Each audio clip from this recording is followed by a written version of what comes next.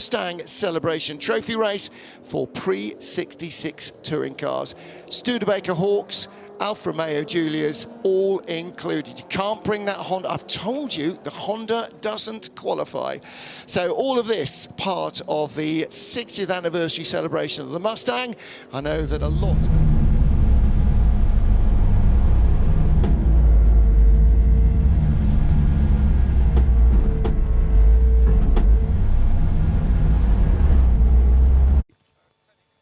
And there you can see a Studebaker Hawk, that big tall thing in the middle, car number 183, or is it 63? Yeah, 163. In fact, it's not a Hawk, it's a Lark. Studebaker, you will have gathered from that misrepresentation of the Studebaker Lark, liked a bit of a birdie name for a car, Alistair. And one of the favourite cars every year is the Roger Wills number 69, sharing with George this year, but he normally drives...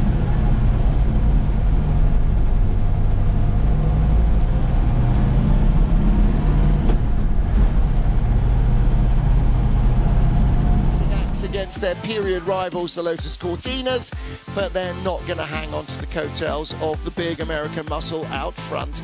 The question is, what's going to come out on top?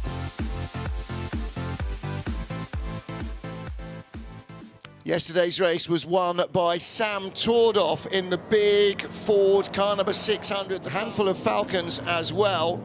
And then a few more oddities further back. Recognisable shapes of lots of Lotus Cortinas. The Mercury Comet Cyclone. There it is, the bright blue car in the far background, the turquoise colour. Studebaker Hawk or two, one a few minis. There's all sorts going on here. But it won't be about the Davids here. It will be about the Goliaths, or possibly the Behemoths. Let's wait and see. Sam Tordoff in the puce-coloured Ford, and alongside him in Alex Brundle's Mustang, the Brustang, blue with the white Shelby stripes. That is Jan Mardenborough starting the race. Jimmy Broadbent will take over at the midway point. And then John Spears on the inside of row 2 with John Davidson alongside him in the red and gold Alaman Racing liveried Mustang. One of a number of Alaman Racing liveried cars in the field. Alaman's son Henry Mann is one of the drivers racing here, but not in a red and gold Mustang. So a massive field of cars. Alistair Douglas, 53 pre-66 touring cars. The grids now are just getting beyond all recognition in terms of size, quality and quantity. Absolutely, and look at all those V8 engines at the front, the Ford V8s in the Falcon and the Mustang. Yeah, we need to go through, I should have done this last night with a calculator, and work out what the total cubic capacity of the grid is. It would be insane.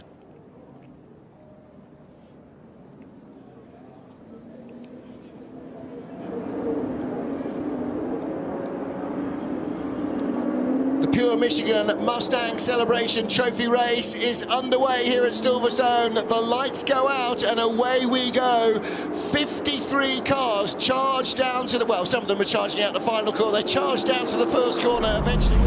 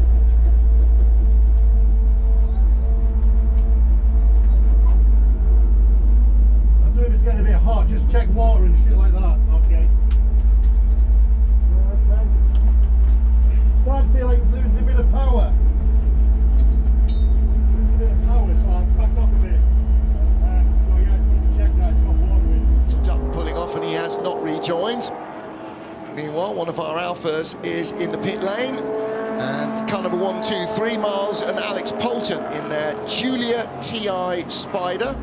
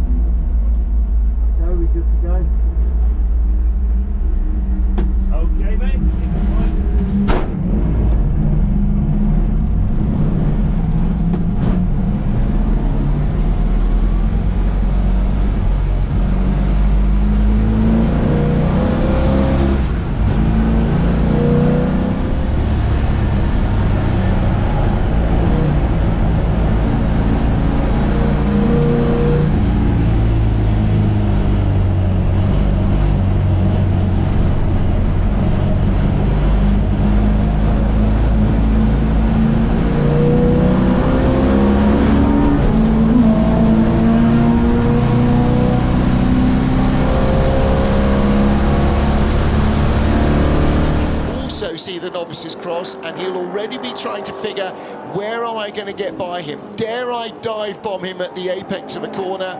He's going to have to. He needs to get a hustle on. Sam Tordoff in second, Jimmy Broadbent in third in the paler Mustang. And very appropriately, for the first time in the race, because Sam's led most of it, we've got a Mustang leading the pure Michigan Mustang celebration race. 14 minutes remaining. Will we get a Mustang victory? Well, we've just seen one of our leading Ford Falcon sprints return.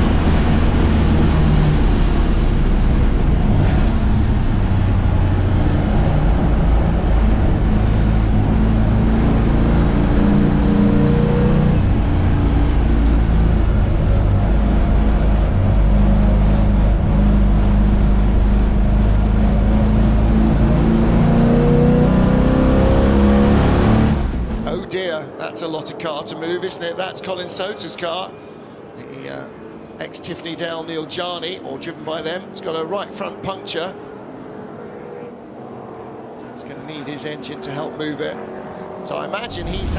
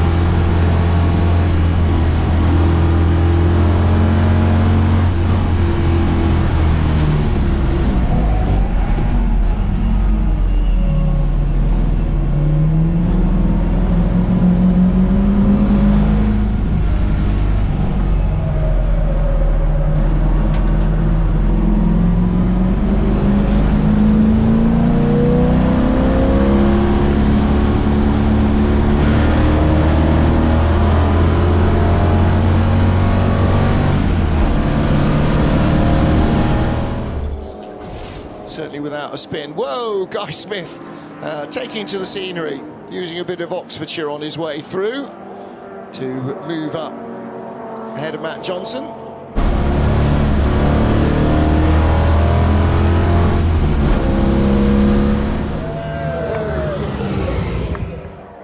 Looks like the Alpha is going to win its particular class as well, or are we just seeing it because it's being very spectacular? Never mind seeing a car just because it's being very spectacular. There you go, there's an on four-square drift out of the final corner. And a bit of showboating. Now they don't need the rear tyres for racing, they can use them for showing off. I think this might just about be the time and place for...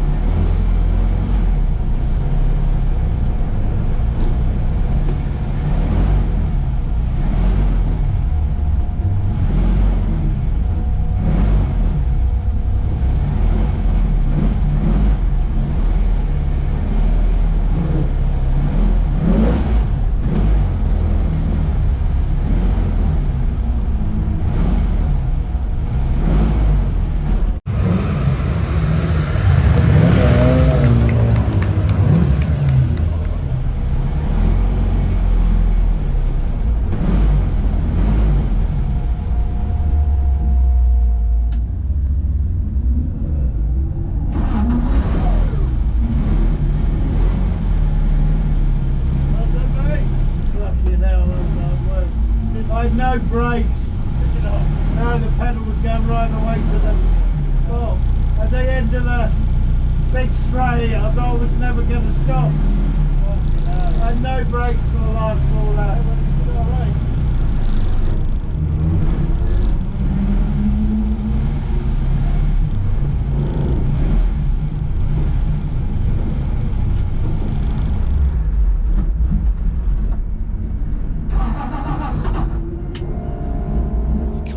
There is behind Mardenborough and Broadbent, that really underlines how good it is. And if I've managed to make the youth cringe as well a little bit with our not quite down with the kids references, then my job here is complete. The Ford Cortinas had a really good race with themselves as well, and who did we say? It was the Giddings car, wasn't it, that ended up as the top Cortina. And then further down, the top Mini, Dan Wheeler in 27th place, just ahead of Mark Burnett. So fantastic action, our penultimate race. Higher winds are coming. I've already said that unfortunately the Army's parachute display team, the Red Devils, won't be able to display. There was supposed to be a hot air balloon glow this evening, but again, it is going to be too gusty for them. I'm afraid that won't be happening. Music is on the stage though, so Ollie Murs will still be rounding out the evening tonight. The stage is already live. We have more music to come though here on the track with